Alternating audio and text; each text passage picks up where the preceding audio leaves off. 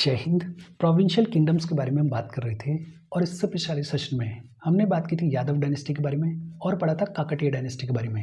आज के सेशन में सबसे पहले हम बात करेंगे होयसला डायनेस्टी के बारे में और फिर हम पढ़ेंगे लेटर पांड्यास के बारे में। इन सभी चीज़ों के बारे में आज हम पढ़ेंगे, बातचीत करेंगे। देखो शुरू करते हैं। सबसे पहले हम बात करेंगे होयसला डायनेस्टी के बारे में। ये जो होयसलाज हैं ये ओरिजिनली वेस्टर्न चालुक्यास के फिड्यूटरीज हुआ करते थे। होयसलाज ओरिजिनली वेस्टर्न चालुक्यास के फिड्यूटरीज हुआ करते थे, लेकिन आगे जाके ये अपना इंडिपेंडेंस डिक्लेयर करेंगे और अपना खुद का एक इंडिपेंडेंट किंगडम स्टैब्लिश करेंगे। ये जो होयसलाज हैं ये सबसे पहले अपनी कैपिटल सिटी बनाएंगे हालेविडु को। सबसे पहले इन्होंने कैपिटल सिटी बनाया हालेविडु को, लेकिन आगे चल के ये अपनी कैपिटल सिटी बनाएंगे वेल्लूर को। ये जो होयसला डायनेस्टी है ये ऑलमोस्ट पूरे के पूरे तमिल रीजन को कंट्रोल किया करती थी और कर्नाटका के पार्ट्स को कंट्रोल किया करती थी। ये जो होयसला डायनेस्टी का टाइम पीरियड है इसको कर्नाटका की हिस्ट्री में गोल्डन एज बुलाया जाता है। कर्नाटका की हिस्ट्री में होयसला डायनेस्टी के टाइम पीरियड को गोल्डन एज बुलाया जाता है। क्यों बुलाया जाता है? बिकॉज इस टाइम पीरियड के दौरान आर्ट के ऊपर, आर्किटेक्चर के ऊपर और लिटरेचर के ऊपर खूब सारा कामकाज किया गया। बेहद सिंपल, दो तीन चीज़ें इंपॉर्टेंट हैं। एक तो ये जो होयसलाज हैं ये ओरिजिनली वेस्टर्न चालुक्यास के फिड्यूटरीज हुआ करते थे। ये जो होयसलाज हैं इन्होंने सबसे पहले हालेविडु को अपनी कैपिटल सिटी बनाया, लेकिन आगे चल के ये बेल्लूर को अपनी कैपिटल सिटी बनाएंगे। कर्नाटका की हिस्ट्री में ये जो होयसला डायनेस्टी का टाइम पीरियड है इसको गोल्डन एज कहा जाता है। ये जो होयसला डायनेस्टी देखने को मिली इसके अंदर कौन कौन से प्रोमिनेंट रूलर्स देखने को मिले? सबसे पहले बात होती है विष्णुवर्धन के बारे में। ये जो विष्णुवर्धन है इनको बिट्टी देव भी बुलाया जाता है। बिट्टी देव या फिर तलकादु गोंड, बिट्टी देव या तलकादु गोंड, ये दोनों ही किसको बुलाया जाता है? विष्णुवर्धन को बुलाया जाता है। ये जो विष्णुवर्धन है ये इस डायनेस्टी के सबसे पहले इंपॉर्टेंट रूलर हुए। ध्यान देना, इस डायनेस्टी के सबसे पहले इंपॉर्टेंट रूलर हुए विष्णुवर्धन। ये जो विष्णुवर्धन है ये इस डायनेस्टी के फाउंडर नहीं है। और ये जानकारी हमें कहाँ से मिलती है? ये जानकारी हमें इन्हीं के रेन के एक इंस्क्रिप्शन से मिलती है।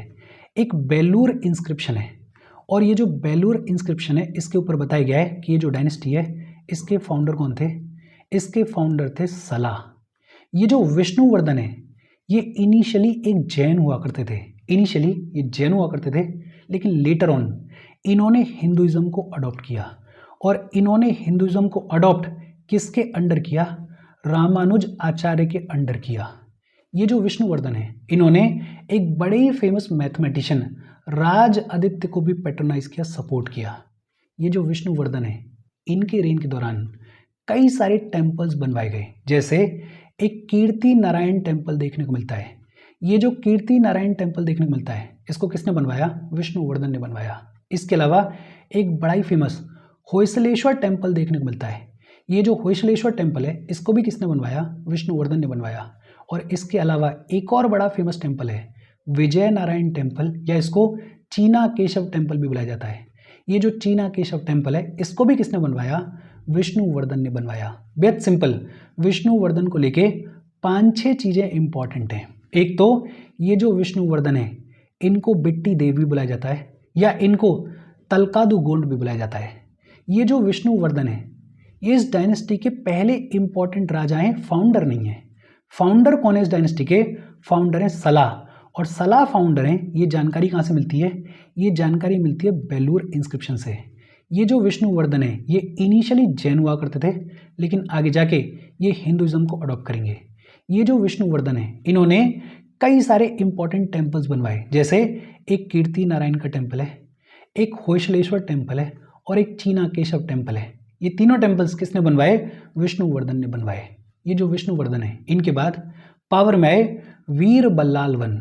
ये जो वीर बल्लाल वन है इन्होंने कई सारी लड़ाइयाँ लड़ी, जैसे इन्होंने यादव्स के अगेंस्ट में लड़ाई लड़ी, कालचुरीज के अगेंस्ट में लड़ाई लड़ी, मदुरई के पांड्यास के अगेंस्ट में लड़ाई लड़ी और वेस्टर्न चालुक्य एम्पायर के अगेंस्ट में लड़ाई लड़ी। ये जो वीर बल्लाल वन है इन्होंने सपोर्ट किया जैन पोइट्स को। दो बड़े ही फेमस जैन पोइट्स देखने को मिलते थे, एक जना और एक नेमिचंद्र। जना और नेमिचंद्र दोनों को सपोर्ट किया वीर बल्लाल वन ने।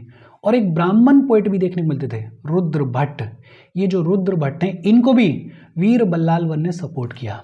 ये जो वीर बल्लाल वन है, इनके बाद पावर में आए नरसिम्हन सेकंड। ये जो नरसिम्हन सेकंड है, इन्होंने यादव्स और पांड्यास के अगेंस्ट में अपने किंगडम को डिफेंड किया। हालांकि कृष्णा और तुंगभद्रा के बीच में इनकी जो टेरिटरीज हुआ करती थी, वो टेरिटरीज इनके हाथ से निकल जाएंगी और उन टेरिटरीज के ऊपर किसका कंट्रोल देखने को मिलेगा? यादव रूलर का कंट्रोल देखने को मिलेगा। ये जो नरसिम्हन सेकंड है, इन्होंने मारावर्मन सुंदर पांड्या को हराया था। लेटर पांड्याज में एक रूलर देखने को मिलते हैं, मारावर्मन सुंदर पांड्या। ये जो मारावर्मन सुंदर पांड्या हैं, इनको नरसिम्हन सेकंड ने हराया था और राजा थर्ड को चोला थ्रोन पर बिठाया था। जब ये मारावर्मन सुंदर पांड्या को हराएंगे तो उसके बाद ये एक विक्ट्री पिलर खड़ा करेंगे। कहाँ पे? रामेश्वरम में। तो विक्ट्री पिलर एट रामेश्वरम किसने खड़ा किया था? नरसिम्हन सेकंड ने किया था। ये जो नरसिम्हन सेकंड है, इनके बाद पावर में आए नरसिम्हन थर्ड। और ये जो नरसिम्हन थर्ड है, इन्होंने 1268 सी में केशव टेम्पल को बनवाया। 1268 सी में केशव टेम्पल को किसने बनवाया? नरसिम्हन थर्ड ने बनवाया। ये जो केशव टेम्पल है, ये कहाँ पे देखने को मिलता है? कर्नाटका में देखने को मिलता है। कर्नाटका में एक जगह है सोमनाथपुर, सोमनाथपुर में देखने को मिलता है केशव टेम्पल। ये जो केशव टेम्पल है, ये सोप स्टोन का बना हुआ है और ये जो केशव टेम्पल है, ये डिपिक्ट करता है रामायण की कहानियों को, पुराण्स को और महाभारत की कहानियों को। तो ये जो नरसिम्हन थर्ड है, इन्होंने 1268 सी में केशव टेम्पल को बनवाया था। ये जो नरसिम्हन थर्ड है, इनके बाद पावर में आए बल्लाल थर्ड। और ये जो बल्लाल थर्ड है, वो इस डायनेस्टी के लास्ट ग्रेट रूलर हुए। लास्ट ग्रेट रूलर हुए इस डायनेस्टी के बल्लाल थर्ड। 1310 सी में इनको मलिक कफूर हरा देगा। मलिक कफूर जो कि अलाउद्दीन खिलजी का जनरल हुआ करता था, वो इनको हरा देगा 1310 सी में। और 1342 सी में ये लड़ाई लड़ रहे होंगे मदुरई के सुल्तान के साथ में और उस लड़ाई में इनकी मौत हो जाएगी। ये जो लड़ाई है, इसको कंटिन्यू करेगा इनका बेटा बल्लाल फोर्थ। बल्लाल फोर्थ इस लड़ाई को कंटिन्यू करेगा, लेकिन बहुत ज़्यादा कुछ अचीव नहीं कर पाएगा और अल्टीमेटली ये जो होयसला एम्पायर है, ये खत्म हो जाएगा। बेहद सिंपल और इजी सी बातचीत है। देखो, मोटे मोटे तौर पे चीज़ों को याद रखना। जैसे ये जो इंपॉर्टेंट टेम्पल्स हैं, इनके बारे में याद रखना कि ये जो बेसिक टेम्पल्स की कहानी है, वो किस तरीके से आगे बढ़ी है। अगर बात करें होयसला डायनेस्टी के कंट्रीब्यूशन के बारे में, तो आर्ट, आर्किटेक्चर और लिटरेचर में इनका तगड़ा कंट्रीब्यूशन देखने को मिलता है। इनफैक्ट इन्होंने अपना खुद का एक अलग आर्किटेक्चर का स्टाइल डेवलप किया और वो जो स्टाइल ऑफ आर्किटेक्चर है, उसको क्या बुलाया जाता है? उसको होयसला स्कूल ऑफ आर्ट बुलाया जाता है। ये जो होयसला स्कूल ऑफ आर्ट है, इसके क्या फीचर्स हैं? एक तो ये जो होयसला स्कूल ऑफ आर्ट है, इसमें मल्टीपल श्राइन्स देखने को मिलते हैं। सेंटर्ड पिलर्ड हॉल देखने को मिलता है और उसमें मल्टीपल श्राइन्स देखने को मिलते हैं। और ये जो श्राइन्स हैं, ये फॉलो करते हैं स्टेलेट प्लान को। बेसिकली स्टार शेप का जो प्लान होता है, उसको फॉलो करते हैं श्राइन्स। मेन बिल्डिंग मटेरियल के तौर पे सॉफ्ट सोप स्टोन को यूज़ किया जाता था। ये जो होयसला स्कूल ऑफ आर्ट है, इसमें सॉफ्ट सोप स्टोन को यूज़ किया जाता था मेन बिल्डिंग मटेरियल के तौर पे। जो वॉल्स होती थी, उनको बहुत खूबसूरती से कार्व आउट किया जाता था। वॉल्स के इंटीरियर को भी और एक्सटीरियर को भी बहुत खूबसूरती के साथ में कार्व आउट किया जाता था। जितने भी चैम्बर्स हुआ करते थे, उनमें शिखराज देखने को मिलते हैं। चोटी देखने को मिलती है हर एक चैम्बर के ऊपर। और ये जो शिखराज होते हैं, ये इंटरकनेक्टेड होते हैं bye horizontal lines and mouldings. एक अप्रेज्ड प्लेटफॉर्म के ऊपर टेम्पल को बनाया जाता था और ये जो अप्रेज्ड प्लेटफॉर्म होता था, इसको क्या बुलाया जाता था? इसको जगती बुलाया जाता था। जो वॉल्स होती थी और जो स्टेयर्स होती थी, वो जिगजैग पैटर्न को फॉलो करती थी, कुछ इस तरीके के पैटर्न को फॉलो करती थी।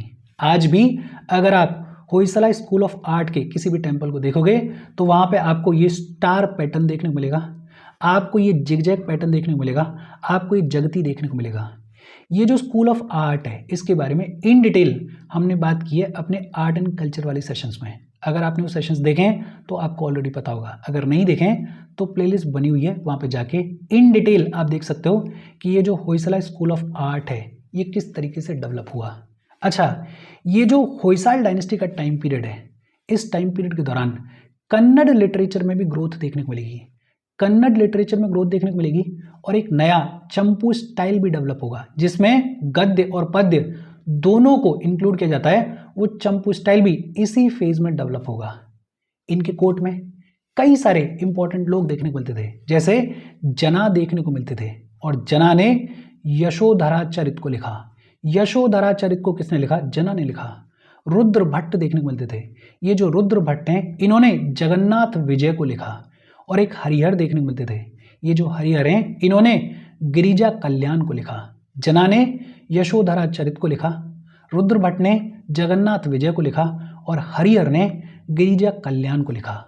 इजी और सिंपल सी बातचीत है। देखो मोटे मोटे तौर पे याद रखना। हालांकि ये जो होयसला स्कूल ऑफ आर्ट है इसको ढंग से पढ़ना, इसके बारे में ढंग से देखना। ये जितने भी पॉइंट्स हैं इन पॉइंट्स को दिमाग में रखना कि मल्टीपल श्राइन्स देखने को मिलते थे, स्टिलेट प्लान देखने को मिलता था, सोप स्टोन को यूज़ किया जाता था, वॉल्स को बहुत खूबसूरती के साथ में कार्व आउट किया जाता था, सभी चेम्बर्स के अंदर शिखरा देखने को मिलता था और ये जो शिखराज होते थे ये एक दूसरे के साथ में इंटरकनेक्टेड होते थे। टेम्पल जो होता था वो अप्रेज्ड प्लेटफॉर्म के ऊपर बनाया जाता था। ये जो अप्रेज्ड प्लेटफॉर्म होता था इसको क्या बुलाया जाता है? इसको जगती बुलाया जाता है।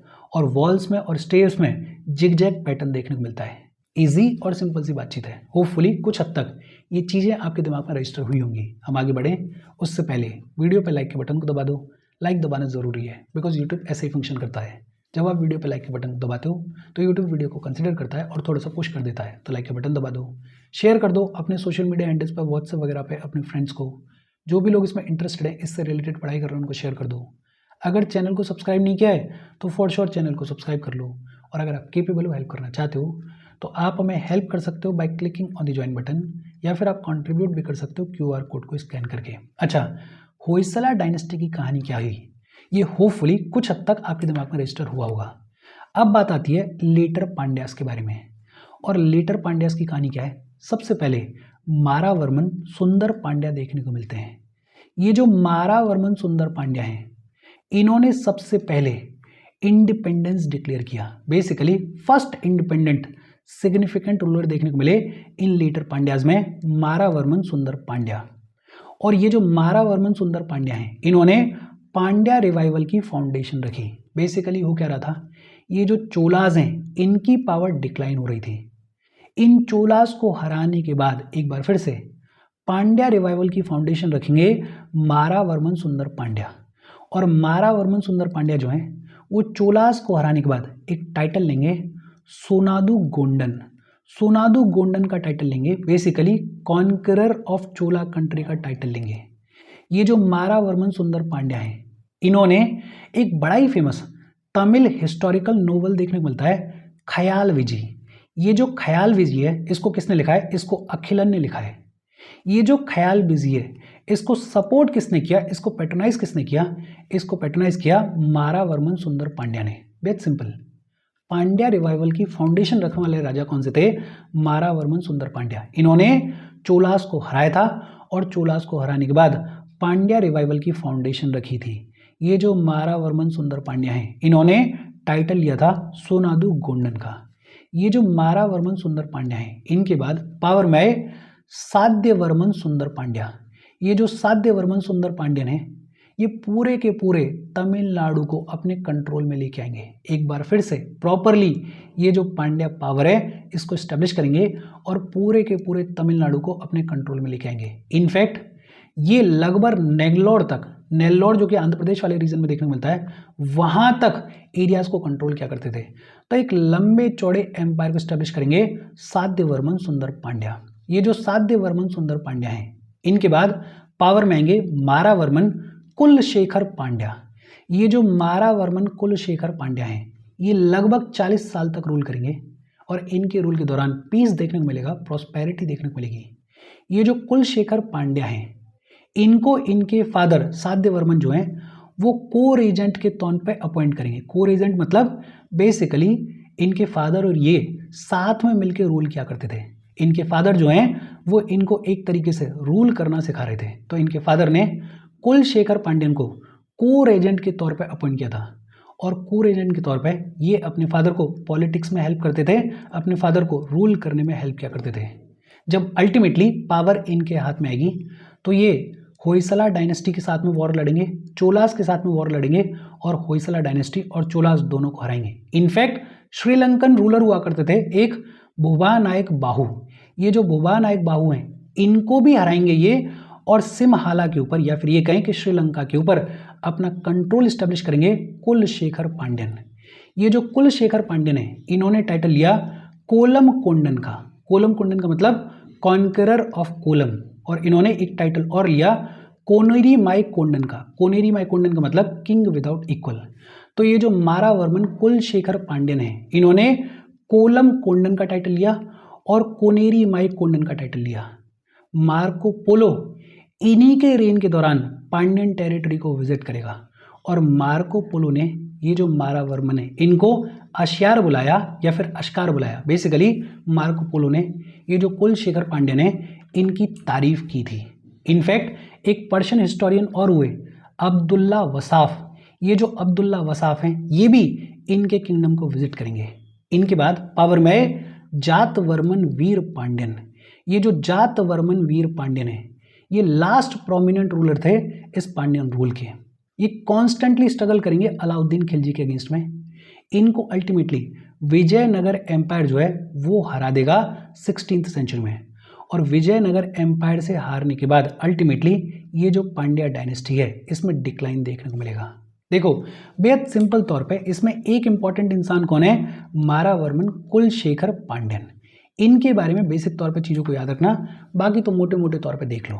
ये जो लेटर पांड्याज हैं इनका क्या कंट्रीब्यूशन देखने को मिलता है। एक तो तमिलनाडु के अंदर केव टेम्पल्स के पायनियर माने जाते हैं। तमिलनाडु के अंदर इन्होंने खूब सारे केव टेम्पल्स को बनवाया, और एक और इकलौता मोनोलिथिक टेम्पल देखने को मिलता है कालुगु मलाई में। ये जो कालुगु मलाई में इकलौता मोनोलिथिक टेम्पल देखने को मिलता है, इसको भी इन्हीं के रेन के दौरान बनवाया गया था, और ये जो टेम्पल है इसको एलोरा ऑफ साउथ कंसीडर किया जाता है। बेहद सिंपल और इजी सी बातचीत है। इसके साथ आज की बातचीत हम हमारी खत्म कर रहे हैं। कोई डाउट हो कमेंट करके पूछ लेना। Thank you very much.